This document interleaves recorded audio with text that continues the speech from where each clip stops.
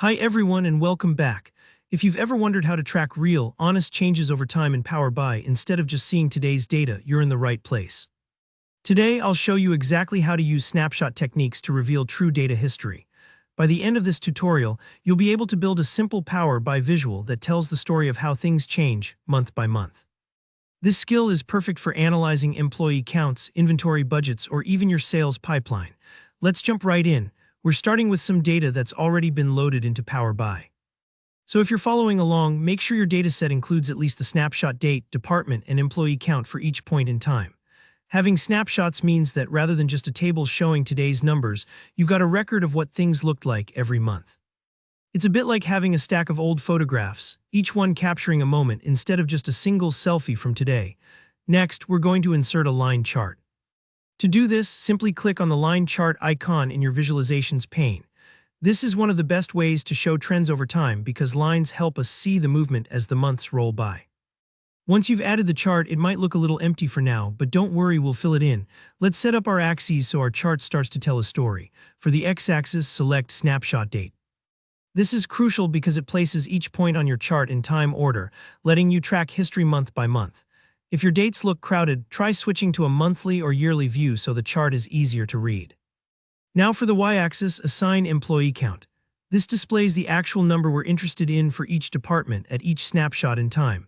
Picture this like the pulse of your organization, rising and falling as people come and go. If your counts fluctuate a lot, that might spark deeper questions, which is exactly why historical data is so powerful.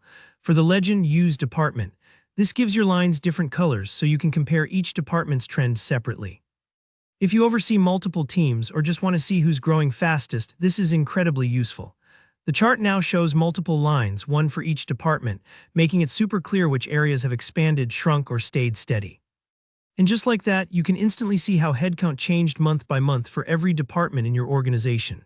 Maybe HR scaled up during a hiring push, or perhaps sales is trending upward. This visual is much more than just numbers, it's a true historical story. Now here, why this approach is so important. If you rely only on a current headcount table, you literally only see today's snapshot, no insight into where you've been or how quickly things are changing. It's like looking at just the final scene in a movie and missing the plot. By collecting monthly snapshots, you unlock the ability to analyze historical trends and answer deeper questions. How did our employee count react to a big project last spring? Did we recover quickly after turnover? These insights only come from real, time-based data. And remember, this technique works for lots of other scenarios. You can track your warehouse inventory, compare how project budgets evolve, or monitor your sales pipeline month over month.